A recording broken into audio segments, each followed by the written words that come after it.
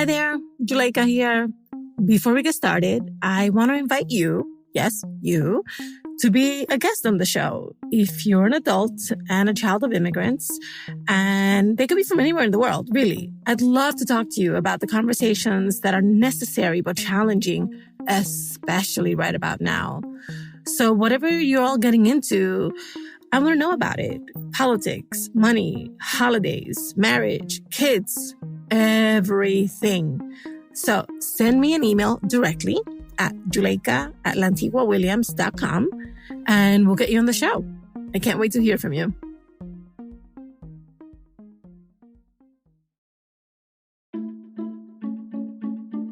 Hi, everybody.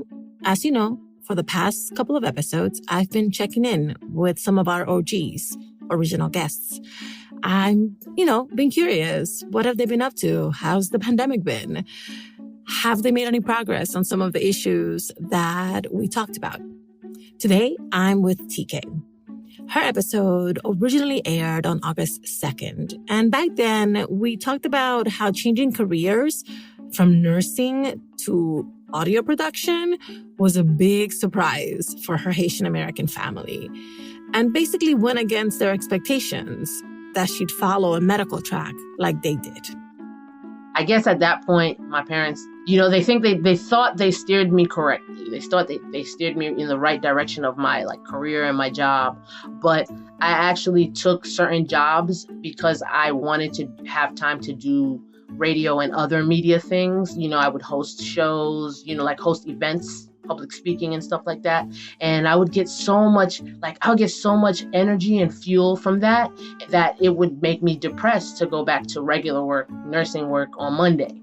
And I don't know if anybody just didn't notice that I wasn't happy, that I was basically not very healthy, because when you're not happy, you get depressed. And when you get depressed, your body is also affected by that. It was hard.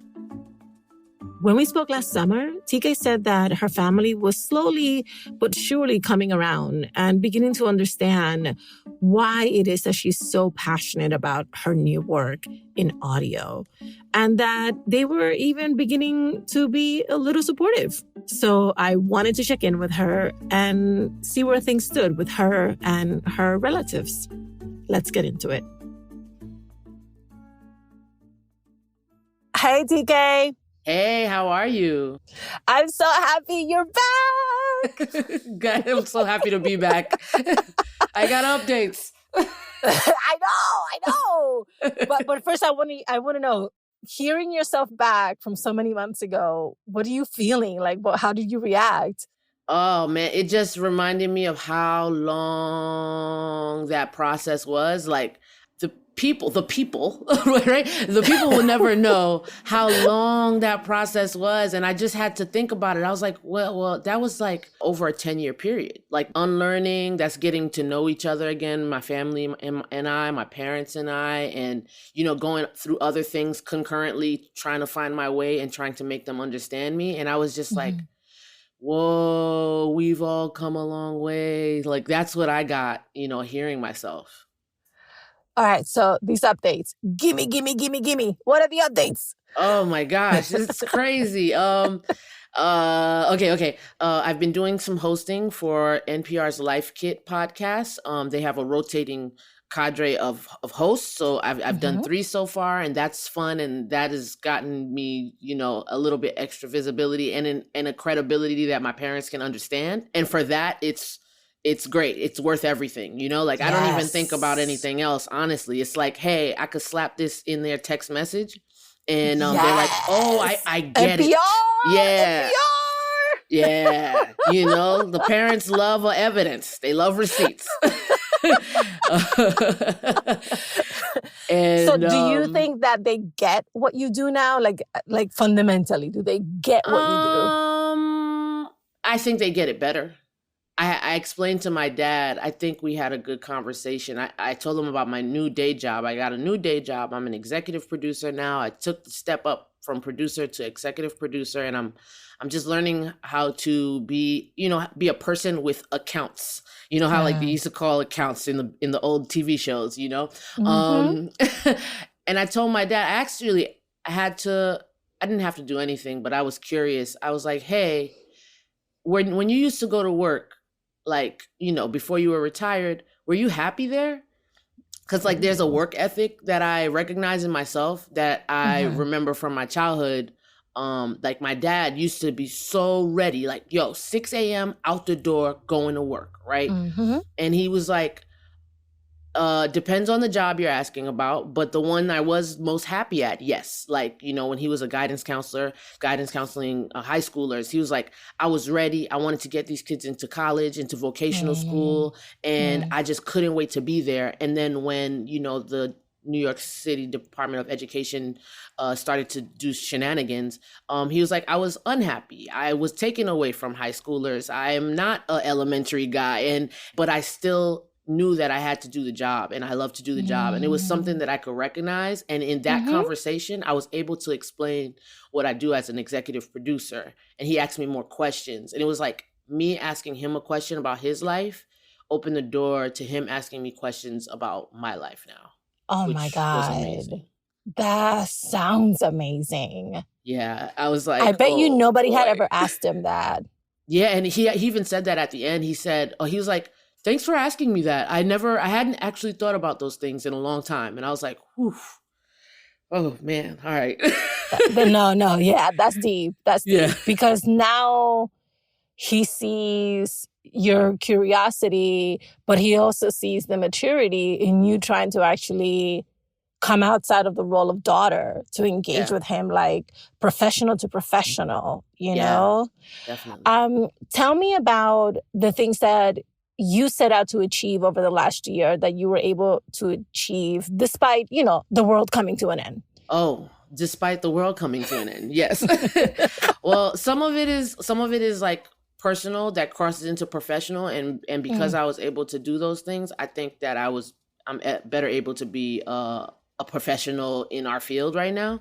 But getting healthier, excuse me. I don't know if I'm healthy, child. I need to go to the doctor. But yeah, getting healthier actually was faced with, like, I just learned during the pandemic that I had fibroids, and it was causing me so much pain in the midst of the pandemics and the uprising. So it was like the stress compounding from all the things happening in the world and then to me, and I was just like in pain doing all the work that like people were seeing on the internet. It was just the most painful thing in my life. So I like took up running, and by running I mean like the lightest jogging you ever seen. I'm almost a mall walker at this point, but I do it, like I wasn't doing it before. I'm doing it now, so it makes a difference. And I went to the doctor and I got some, treatment, and I was like, oh, okay, wait. So life can be better if I just follow these things about like food and exercise. Oh, that wasn't a lie?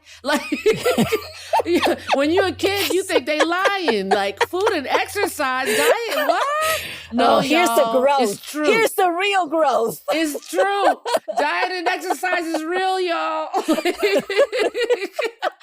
Like opening that door, I think, and letting go of the pain and allowing myself to feel good and actually just focusing on myself, I think it made me have a better mind state to like take conversations, right? People, like I was looking for jobs, and the way to do an interview is not to be in pain. The way to do an interview is not to be in the middle of an uprising and to not have pandemic stress. And I was able to clear my mind and then take the calls that I was prepared to take. And I found myself making better decisions about what I wanted for the future and what I needed for the future. Do I want to be on a news show in the middle of a pandemic on election season? No, that's not going to be good for my stress levels, and it's not going to be good for my fibroids. So what gig do I take? I take the faith-based show. Even if I'm not super religious, I know I'm going to hear some wisdom and inspiration, even if I don't like it, right? Like, so I start making decisions based on my health and my body and what I need. And it hasn't failed me yet. I mean, I'm new to it, but it hasn't failed me yet. That's so beautiful. You sound in your voice so much lighter. How to talk to Mommy and Papy about anything is supported by First Republic Bank.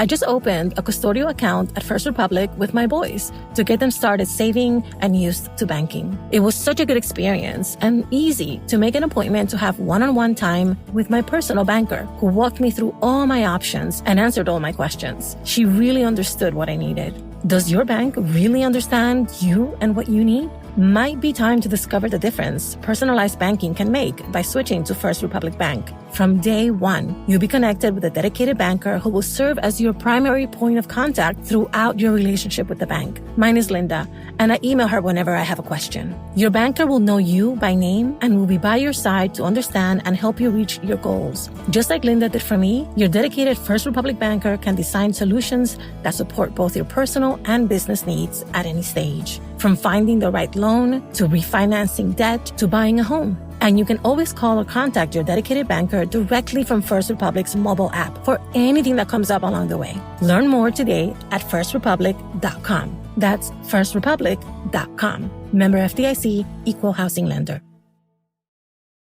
In this process of you getting to understand and to honor your needs, have you found that your family has been more understanding, more supportive, because now they're really starting to get what you do? Yeah, I think maybe, I don't know, maybe we all went through a thing during the pandemic, and it's because this year is the year, for some reason, everybody's coming to a place of understanding. Everybody's being more open, but my parents definitely have been more engaging with my work. And sometimes also I'm realizing that if you want something, you have to ask for it. The way I want stuff at work, I need to act like that with my family. I want them to listen to a piece. Well, you know what? I don't wait for them to find it on Facebook, because one of them isn't on Facebook and one of them isn't on Facebook enough, right? So I send it to them and I'm like, hey, I did this last week. What do you think? And then they hit me back. So I understand now, right? Like, we need to stop expecting our people to know what we want. If you want it, just ask for it. I want validation from family. Well, then, damn it, here's this WhatsApp. That's what's really real. Dude, the hardest part of getting what you want is knowing what to ask for. So this is like dimensions of progress for most of us, honestly. Yeah. Yeah. I'm so proud of you. So proud of you, honestly. I feel good. It feels good. Are there any parts of your work and your passions related to your work that you're still a little bit hesitant to share with them? Or are you just feeling really confident in this newfound understanding that you get from them? I feel pretty confident, but there's still a little piece of me that is the old me, right? Guarded and, I mean, I just don't share every single thing. I care less, I would say. Like, I have lower expectations of interactivity with my work, not just with my family, but with my friends. I think I'm able to just let the work be now than before. And maybe that speaks to just me having a greater satisfaction in my life and myself, and personally and professionally, where I just don't need a whole bunch of commentary. And if they see it, they see it, So I welcome it, but I don't need it as much as I used to. Sounds like you're really beating imposter syndrome. Well, it'd be like 25 years in the making, so. No, I mean, it's a transformative, and I completely understand it, because I have gone through it multiple times where you seek external validation because you still have all these doubts about what you're doing. And it's a really quick emotional high. But then you go back and it's just you and your doubt. Yeah. It's really funny because one of the things that I've started to say to myself in this new year is, what people think of me is none of my business. Ooh, yes. I've said that to myself so many times when I feel that doubt kind of like creeping in, exactly. And so I feel you when you say that, when you're like, I'm good. Like, I know what I did. I'm happy with what I did. I'm good. Yeah. Do you find that you're now a little bit more understanding of the choices that your parents made, given that you've now really truly been able to make the choices that are true to you? Yeah, for sure. I think about it. I think about how old I am, and I think about what were they doing at my age. At my age, they had 3 kids and whatever. I don't know. Maybe we were living in an apartment, or maybe we had gotten the first house. I don't remember. But at my age, they were just trying. And then I remembered. I was like, "Whoa!" My dad went back to college, and I was like 12, and my mom also went back to college, and I was 17 or 16, and I was like, man, these are extraordinary people. Just thinking about how they juggled all that stuff, and I just got a cat. Like, jeez, they're amazing. Like, I get it. Oh my God. I'm so happy to hear you say that, because since you and I talked, one of the things that the experts that we bring on the show have said over and over and over is that it takes a while for first gens to look back at their parents in their full humanity. Yeah. Because of the myths that we make about, the immigrant struggle and the sacrifices, but 2, because they've been so focused on us forever. Yeah. And so it's really hard for us to just stop and turn the lens and look back at them and really try to engage with how they've chosen to live their lives and why. Yeah. And so it's so beautiful to hear you say that you found this understanding towards your parents, and not just understanding, but admiration. Yeah, definitely. About, could I have done the same things they did? Ooh, like, I don't even want to find out. You know what's wild? Like, as you say that, I think about it, and the hindsight goes both ways, right? Because we first gens, we're just trying to grow up straddling 2 spheres of life, right? And honestly, like, the parents can't see that until later either, because this is their American experience for the first time, and this is my Haitian American experience for the first time. Mm-hmm. So we both are growing. And now I see that they look back and they're like, oh, that was silly. I should have let you go to the mall with your friends. Right? Nobody's kidnapping you in the 90s. Right. That was an 80s thing. But yeah, I get it. Yeah. We all looking back. Oh, that's hilarious. I would have had more friends. Okay. Okay. So one person that I haven't asked you about is your brother, who last time we talked seemed to be playing a little bit of a go-between role. Is he still doing that? Is there no need for him to do that? Do you need any allies now that you and your parents have a better communication about the things that are important to you with your career? I think I have 2 brothers, and I think we swap positions as needed.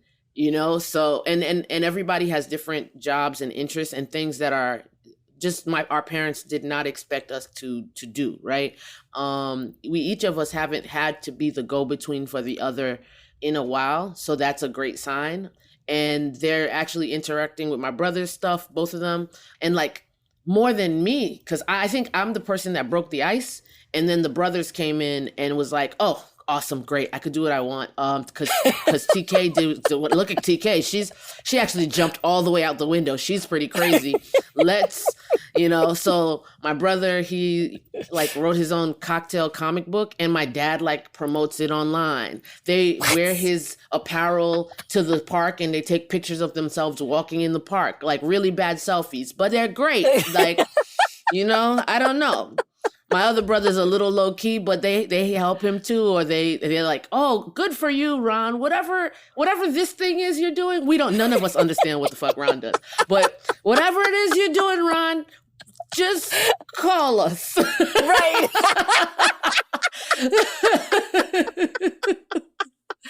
Nobody knows what Ron does, but he's doing stuff. I love it because, in a way, that is actually a very typical intergenerational dynamic where once one sibling proves that doing something is safe and rewarding, then everybody else is like, me too. I have ideas. I have, so I get that. And it's like you almost want them to send you like all your siblings and all the cousins behind you. Like, yo, I should be having thank you cards and gift cards and baskets at my door. Yes. This is our lot in life. I'm waiting for the Postmates gift card today. Keep this in so I can send this to my family and that they could see and they could send me some gifts. That's hilarious. All right, last question is, what's ahead for TK? Ooh, what's ahead for TK? Wow, that's a loaded question. Listen, I don't do small talk. You know by now. Nah, I see you. Okay, what's ahead for TK? I think that I'm easing into my position as executive producer, and I'm also very lightly and very slowly starting my own production company, Philo's Future Media. Yes. And now that, I'm at my day job, I can utilize all the things that I'm learning at my day job and just like all the things I've seen in the industry but didn't understand. I can apply that as very, very slow practice for my thing. So I just needed a place to make art with my friends and understand the business behind the art with my friends. Because I've been making art for a while and I just never understood the business of it. Now I'm learning the business of it and it can be more purposeful. Brava. I'm so happy to hear that. Oh, yes. Yes, TK. Thank you. It's the only way forward, baby. You have to own your stuff. You have to claim that space. I love it. I love it. Exactly. TK, thank you so much for coming back. You have made my whole week.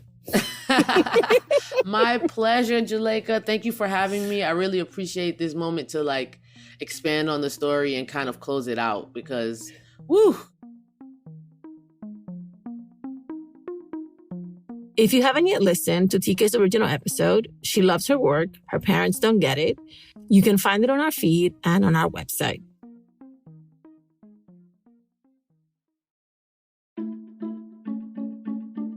How to Talk to Mamí and Papí About Anything is an original production of Lantigua, Williams & Co. Virginia Lora produced this episode. Kojin Tashiro mixed it. Manuela Bedoya is our social media editor. Cedric Wilson is our lead producer. Jen Chien is our executive editor. I'm the show's creator, Juleka Lantigua Williams. Talk to Mamí Papí. Please subscribe and rate us on Apple Podcasts, Amazon Music, Spotify, or anywhere you listen to your favorite podcasts. Bye, everybody. Same place next week.